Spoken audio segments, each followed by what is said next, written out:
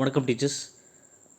TET exam தயாராகிட்டு இருக்க அந்த மாணவர்களுக்காக பார்த்தீங்கன்னா நம்ம தொடர்ந்து வீடியோ போட்டுக்கிருக்கோம். அந்த வகையில் பார்த்தீங்கன்னா உங்களுக்கு வந்து நம்ம அகாடமியில் பார்த்தீங்கன்னா டெஸ்ட் பேட்ச் ஆரம்பிச்சிருக்கோம். செப்டம்பர் உள்ளேருந்து நடக்குது. அதுக்கு முன்னாடி பார்த்தீங்கன்னா நம்ம இந்த ஏற்கனவே ப்ரீவியஸ் இயர் நடந்த இந்த கொஷின் பேப்பர்லாம் என்ன பண்ணிடலாம் பார்த்துடலாம். ஒரு 15 செட் கொஷின் இருக்குது. இன்றைக்கி நம்ம ஃபோக்கஸ் பண்ணுறது தமிழ், சோசியல், அந்த மாதிரி சோசியலில் வர்ற சயின்ஸ் மேக்ஸ் நம்ம பண்ணுறதில்ல. Tamil, English, social, psychology test bad போயிட்டுருக்கு. நீங்கள் என்ன பண்ணுங்கள், ஃப்ரீ மெட்டீரியல் வாங்கிக்கலாம். 6 to 12 தமிழில் பார்த்தீங்கன்னா நோட்ஸ் இருக்குது. அதே மாதிரி 6 to 10 சோசியல் சயின்ஸ் இருக்குது, நோட்ஸ் இருக்குது. அதை நீங்கள் ஃப்ரீயாக வாங்கிக்கலாம். நீங்கள் அது எப்படின்னா நீங்கள் வந்து டெஸ்ட் பேஜில் ஜாயின் பண்ணலாம். பார்த்தீங்களா, அது சம்மந்தமான டீட்டெயில்ஸ் வந்து நான் டிஸ்கிரிப்ஷனில் கொடுக்குறேன். அந்த நம்பர் வாட்ஸ்அப் நம்பருக்கு என்ன பண்ணி கான்டாக்ட் பண்ணுங்கள். 500 செலுத்தி என்ன பண்ணிக்கலாம், நீங்கள் டெஸ்ட் பேஜில் ஜாயின் பண்ணிக்கலாம். சரிங்களா. அதே மாதிரி ப்ரீவியஸ் கொஸ்டின் நம்ம வரிசையாக பார்த்துக்கிட்டு இருக்கோம். அது போன வருஷம் நடந்த ஒரு கொஸ்டினுடைய ஒரு 30 தமிழ் கேள்விகளை பற்றி பார்க்கலாம். எப்படி கேட்டிருக்காங்க, எந்த இலக்கணத்திலேருந்து கேட்டிருக்காங்களா, ஆசிரியர் குறிப்பிலேருந்து கேட்டிருக்காங்களா, ஆசிரியரை பற்றி கேட்டிருக்காங்களா அப்படின்னு சொல்லிட்டு என்ன பண்ணலாம், நம்ம படிக்கலாம். இதில் ஃபஸ்ட் கொஸ்டின் பார்த்திங்கன்னா, தமிழ் எழுத்துக்களில் மிகப்பெரும் சீர்திருத்தத்தை செய்தவர். இதுக்கு ஆன்சர் பார்த்திங்கன்னா வீரமா முனிவர். ஆப்ஷன் சி, வீரமா முனிவர்.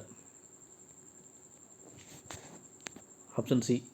பெரியாரும் பண்ணியிருப்பார். ஆனால் மிகப்பெரியவர்களில் சீர்திருத்தம் பண்ணது பார்த்திங்கன்னா இந்த ஆப்ஷனை பொறுத்தவரை யாரும் பார்த்தீங்கன்னா உங்களுக்கு வந்து வீரமா முனிவர். சரிங்களா.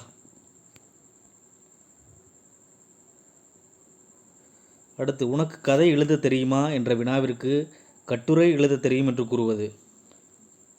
இது பார்த்திங்கன்னா இந்த வினா அப்படிங்கிற வினா விடை அப்படின்னு ஒரு நமக்கு இலக்கண பகுதி இருக்கும். ஸோ அதுலேருந்து பார்த்திங்கன்னா உங்களுக்கு கொஸ்டின் கேட்டிருக்காங்க. இதுக்கு ஆன்சர் பார்த்திங்கன்னா ஆப்ஷன் டி. ஆப்ஷன் டி, இனமொழி விடை. அதாவது உனக்கு கதை எழுத தெரியுமா அப்படிங்கிறது கட்டுரை. இந்த கதையும் கட்டுரையும் ஒரு இனமாக, அதாவது ஒரு இனமாக என்ன பண்ணுறாங்க சொல்கிறாங்க. ஸோ இப்போ அந்த அடிப்படையில் பார்த்தீங்கன்னா இனமொழி விடை.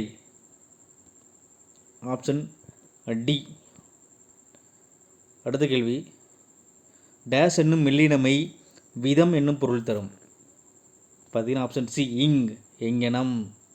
ஆப்ஷன் சி தான் ரைட் ஆன்சர், இங். சரிங்களா. அதை என்ன பண்ணும், விதம் என்னும் பொருள் தரும். பாருங்கள், கொஸ்டின் நல்லா அனலைஸ் பண்ணிட்டு வாங்க. எப்படிலாம் என்ன முடியுங்க கொஸ்டின் கேட்டிருக்கான்னு பாருங்கள். கொஸ்டின் ஈஸியாக நம்ம தெரியும், ஆனால் எக்ஸாம்பிள் போகும்போது கொஞ்சம் தடுமாற்றம் ஏற்படும். அதனால் நீங்கள் ப்ராக்டிஸ் பண்ணுறது ரொம்ப முக்கியமானது. அடுத்த கேள்வி, பொதினி என்பது பார்த்திங்கன்னா பழனிமலையை குறிக்கும். Option D. அடுத்து, நூலாசிரியர்லேருந்து ஒரு கேள்வி, உபபாண்டவம் என்ற நூலை எழுதியவர். பார்த்திங்கன்னா எஸ் ராமகிருஷ்ணன். இவர் தான் சஞ்சாரம் அப்படிங்கிற நூலுக்கு வந்து பார்த்திங்கன்னா சாகித்ய அகாடமி பெற்றிருப்பார். நிறைய தேசாந்திரி அப்படிங்கிற நிறைய புத்தகம் எழுதியிருக்கார். ரொம்ப அதாவது கண்டெம்பரரி, அதாவது சமகாலத்தில் மிகப்பெரிய முக்கியமான ரைட்டர் எஸ் ராமகிருஷ்ணன். உபபாண்டவம் அப்படிங்கிற நூலை எழுதியிருக்காரு. அதே மாதிரி இன்னொரு புக்கு உலகின் சிறிய தவளையோ பெரிய தவளையோ ஒன்று வரும். அதை என்ன பண்ணியிருப்பார், இவர் தான் எழுதியிருப்பார். சரிங்களா. அடுத்து, முல்லைத்திணைக்குரிய பொழுது அப்படிங்கிறாங்க. சிறு பொழுது ரொம்ப முக்கியம். சிறு பொழுது அப்படின்னா என்ன அர்த்தம், பெரும்பொழுது ஒன்று இருக்குன்னு அர்த்தம். ஸோ அதை இந்த திணை சம்மந்தமாக நம்ம என்ன பண்ணணும், படிச்சுக்கணும். அவள் வந்து 36க்கு பார்த்திங்கன்னா மாலை. இந்த முல்லை திணைக்குடைய சிறு பொழுது பார்த்திங்கன்னா மாலை. Option B. அடுத்த கேள்வி, இதில் பார்த்திங்கன்னா உங்களுக்கு வந்து இந்த தமிழ் இங்கிலீஷ் டிரான்ஸ்லேஷன், அந்த கலைச்சொற்கள் மாதிரி சொல்லலாம். இதில் கொஷின் நம்பர் பார்த்திங்கன்னா 37. இதில் பொறுத்துக்கு அதுக்கு ஆன்சர் பார்த்திங்கன்னா ஆப்ஷன் டி. ஆப்ஷன் டி சொல்லலாம். ஆப்ஷன் டி என்ன சொல்லணும்னா, ஏக்கு வந்து 3, அதாவது கொள்கைனா டாக்ரின், நேர்மை அப்படிங்கிறது வந்து இன்டெகிரிட்டி, கண்ணியம்னா பார்த்தீங்கன்னா டிக்னிட்டி, வானியல்னா அஸ்ட்ரானமி. எல்லாருக்கும் தெரியும். அடுத்த கேள்வி, என்று பிறந்தவள் என்று உணராத இயல்பினலாம் எங்கள் தாய் என்று கூறியவர். பார்த்திங்கன்னா Bharathiyar. Option A. Option A தான் சரியான ஆன்சர், பாரதியார்.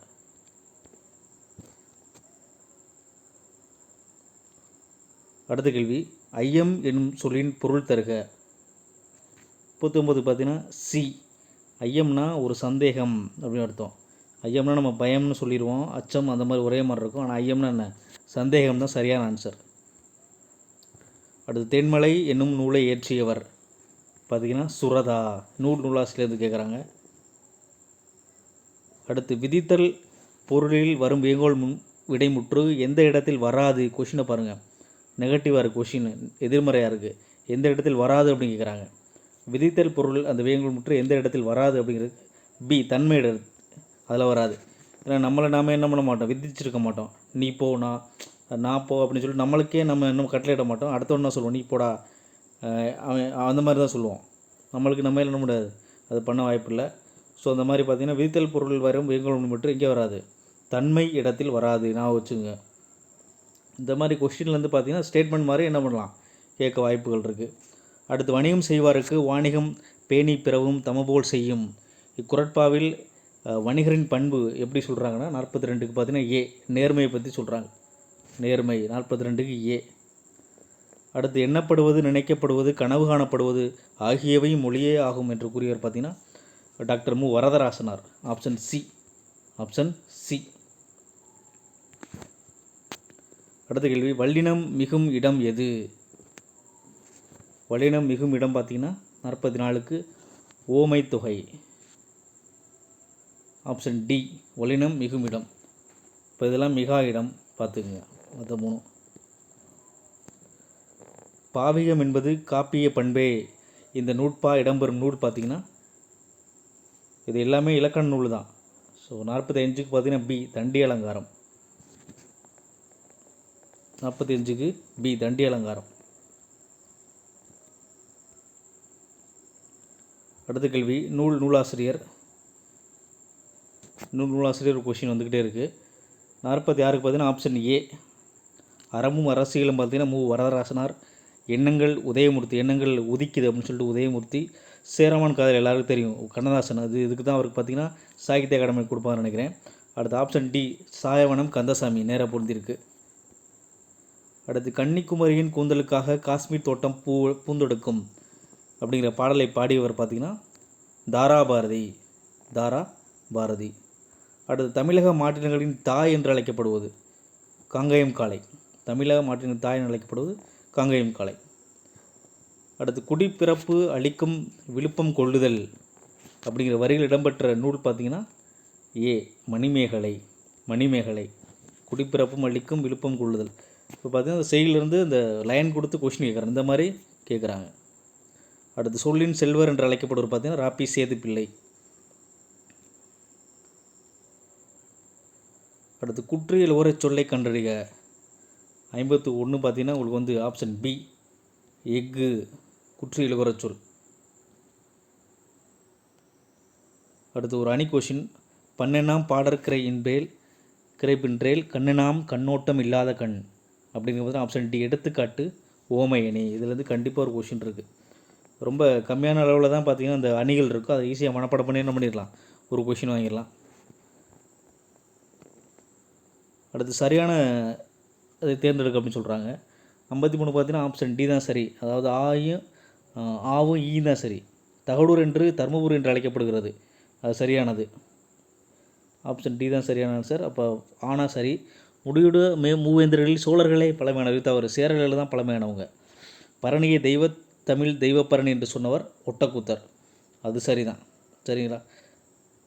பரணிக்கோர் ஜெயங்கொண்டர் அப்படி தான் பலப்பட்டடை சொக்கநாத புலவர் சொல்லியிருப்பார். பரணியை தென்தமிழ் தெய்வப்பரணி அப்படின்னு சொல்கிறது பார்த்திங்கன்னா ஒட்டக்கூத்தர். அதாவது ஆவும் ஈ தான் சரி. அப்போ ஆப்ஷன் டி. அடுத்து கலிங்கத்து பரணி கழிவெண்பாவால் ஆனது கிடையாது, அது இந்த 599 தாலிசைகள் ஆனதுன்னு சொல்லுவாங்க. சரிங்களா? அப்போ ஆப்ஷன் ஆவும் ஈ தான் சரி. இப்போ இங்கே ஆப்ஷன் படி பார்க்கும்போது ஆப்ஷன் டி. அடுத்து சுப்பிரமணியார் பற்றிய கூற்றுகள் தவறான ஒன்றை தேர்ந்தெடுக்க. இங்கே தவறானது கேட்டிருக்காங்க. 54க்கு டி. மௌனகுரு என்பவரின் மாணவர் கிடையாது, மற்றெல்லாம் சரி. இவர் என்ன பண்ணியிருப்பாருன்னா மில்டனின் சொர்க்க பேரடைஸ் லாஸ்ட் அப்படின்னு சொல்லுவாங்க, அது தமிழில் என்ன பண்ணியிருப்பார், மில்டன் ஒரு ஆங்கிலேய பெரிய கவிஞர். அவருடைய அந்த பேரடைஸ் லாஸ்ட்டை தமிழில் சொர்க்க நிற்கும் அப்படின்னு மொழிபெயர்ப்பார். இவர் ஒரு உயிரின மருத்துவர். அதே மாதிரி வெள்ளக்கல் என்கிற ஊரை சேர்ந்தவர். யாருன்னா அந்த சுப்பிரமணியார். இது கிடையாது. அப்போ தவறானது வந்து ஆப்ஷன் டி. ஆடுகொடி என்பது இந்த இலக்கண குறிப்பு எல்லாருக்கும் தெரியும், வினைத்தொகை. ஆடும்பொடி, ஆடுகின்ற கொடி, ஆடியொடி அப்படி சொல்லுவாங்க. அடுத்து திணைப்பால் எண் ஆகியவற்றை பால் காட்டும் விகுதிகள் இல்லாத மொழி. அந்த திணைப்பால் எண் ஆகியவற்றை காட்டும் இந்த பால் காட்டும் விகுதிகள் இல்லாத மொழி பார்த்திங்கன்னா மலையாளம். இந்த கொஷின் பரவல் அடிக்கடி கேட்குறாங்க எல்லா எக்ஸாம்லையும், மலையாளம். Option B. அடுத்து அராசு என்ற உரைநடை ரொம்ப ஃபேமஸான கொஷின் இது. இவர் ரொம்ப ஃபேமஸானவர் தான். Option C Bharathiyar. அடுத்து தவறானதை தெரிவு செய்க. இலக்கண குறிப்பு மாதிரி கேட்டு என்ன சொல்லியிருக்காங்க. தவறானது பார்த்திங்கன்னா அதில் ஆப்ஷன் ஏ. செயலையும் காலத்தையும் வெளிப்படையாக காட்டாமல் வருவது திறநிலை வினையெச்சம். அதில் திறநிலை வினையெச்சம் எல்லாத்தையும் காலத்தையும், அதாவது என்ன பண்ணுது, எல்லாத்தையும் என்ன பண்ணும், தெளிவாக காட்டும். வந்து சென்றான் அப்படிங்கிறத பார்த்திங்கன்னா அதில் எல்லாமே நமக்கு தெளிவாக இருக்கும். அந்த திறநிலை வினையெச்சத்தை செயலையும் காலத்தை தெளிவாக காட்டும். மற்றெல்லாம் பார்த்திங்கன்னா சரிதான். காலத்தை வெளிப்படையாக காட்டாமல் பண்பினை மட்டும் குறிப்பாக உணர்த்தி வருவது குறிப்பு வினையெச்சம். அது மெல்ல வந்தாங்கிறது அந்த பண்பினை குறிக்கும். அடுத்து எச்சப் பொருள் தந்து மற்றொரு வினைமுற்றை கொண்டு முடிவது முற்றச்சம். அதாவது படித்து முடித்தான் அப்படிங்கிறது ஒரு முற்றச்சம். படித்து அப்படிங்கிறது பார்த்திங்கன்னா முடித்தான் அப்படிங்கிற ஒரு வினையெச்சத்தோட படித்து அப்படிங்கிறது என்ன அந்த முற்றச்சம் வந்ததுனால அது முற்றச்சம் அப்படின்னு சொல்லுவோம். படித்து முடித்தான் அப்படிங்கிறது. வினையை கொண்டு முடிவது வினையெச்சம், எல்லாரும் தெரியும். அடுத்து சோடிய விளக்காய் மாலை நேர சூரியனின் மஞ்சள் வெளிச்சம் தெருவில் நிரம்பி வழிந்தது அப்படிங்கிறத சொல்கிறது. அந்த பயன் பார்த்திங்கன்னா 59B பயன் உவமை. இந்த மாதிரி கொஷின் ரொம்ப ரேராக தான் கேட்பாங்க. சரிங்களா. அடுத்து நளியிரு மூவாய் நாவாய் ஓட்டி வழிதுறையில் ஆன்றோன் உறவோன் மருக. இது ரொம்ப ஃபேமஸான கொஷின், பார்த்து வச்சுங்க. சரிங்களா. இது வந்து பாடுறது பார்த்திங்கன்னா இந்த வெண்ணி குவைத்தேர் அப்படின்னு சொல்லுவாங்க. Option A. சரிங்களா. நண்பர்கள் நம்ம டெஸ்ட் பேஜ் நடத்திக்கிருக்கோம். அதில் நீங்கள் என்ன பண்ண ஜாயின் பண்ணால் அந்த வாட்ஸ்அப் டிஸ்கிரிப்ஷனில் நான் லிங்க் தரேன். என்ன பண்ணுங்கள், நீங்கள் ஜாயின் பண்ணிக்கலாம். அதாவது மெட்டீரியல் ஃப்ரீ.